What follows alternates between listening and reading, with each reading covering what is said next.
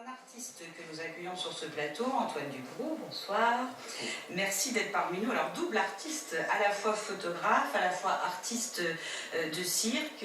Vous avez d'ailleurs votre propre compagnie qui a été créée en 1997, intitulée Les Pattes en l'air. Et puis, il y a ce très beau travail photographique avec une exposition à la Nef à Saint-Dié-des-Vosges qu'on peut découvrir jusqu'au 10 mars. Déjà, dans un premier temps, c'est aux photographes que je m'adresse. Comment la photographie est entrée dans votre vie? La photographie, elle est rentrée dans ma vie par la rencontre d'une trapéziste qui m'a fait briller les yeux et qui m'a emmené sous chapiteau. Une fois que j'ai découvert un univers qui m'était totalement inconnu et qui était très très attirant. Qui vous a fasciné immédiatement? Le chapiteau, la trapéziste. Oui. Donc la photo a commencé comme ça? C'est comme ça. Non, je suis par ailleurs photographe, je faisais des photographies de mode et de publicité, mais le travail photographique autour du cirque est né à ce moment-là de cette rencontre. Qu'est-ce qui vous a fasciné dans cet univers? Vous pourriez nous le décrire? Quelles sont les images qui vous reviennent en tête, où vous vous êtes dit, mais voilà, ça c'est un monde vraiment qui m'intéresse? Le chapiteau, c'est magique, le cercle, où tout le monde se regarde et tout le monde se voit. Le travail des artistes qui est époustouflant. On dit qu'on n'arrivera pas à le faire, comment le font-ils? Et puis pouvoir le fixer, et à ce moment-là, ils le font que pour moi. Donc ça, c'est ce privilège. Moment privilégié, formidable. Et puis alors après, donc vous avez décidé vous-même d'être artiste de cirque aussi. À force de voir les gens s'exhiber et de voir le rapport qu'ils ont au public, on se dit qu'est-ce qui les emmène sur la piste, qu'est-ce qui leur donne cette envie de se retrouver sur la piste. Quelles sont les émotions, qu'est-ce que ça crée d'être devant du public. Donc de fil en aiguille, je me suis lancé en l'air, et puis je me suis lancé sur la piste. Et ça j'ai découvert ce rapport au public. Le fait maintenant de pratiquer, d'être artiste de cirque, est-ce que ça vous fait voir la photographie autrement? Est-ce que l'œil du photographe a changé? Est-ce que c'est un vrai plus? C'est un vrai plus dans le travail, parce que je connais plus ou moins bien quand même les disciplines, et ça me permet au moment de la photographie de choisir les instants que je désire, les instants privilégiés. Donc l'artiste est plus en confiance, parce que je connais son travail, je sais ce qu'on peut fixer, et puis le rapport entre la forme du corps et puis ce que j'ai envie d'avoir sur mon image.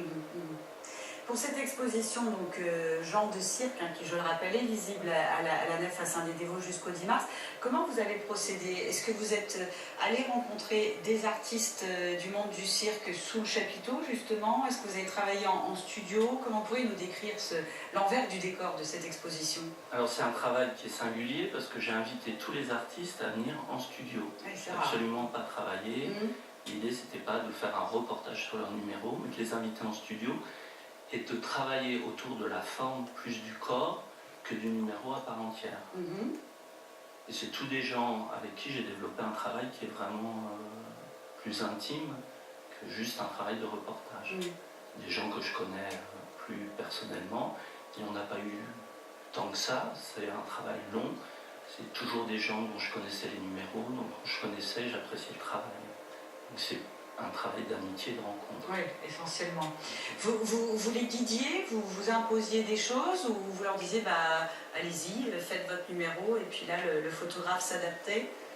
Non, parce que le numéro, il ne peut pas être reproduit beaucoup de fois, donc il faut savoir exactement l'instant qu'on a envie de saisir.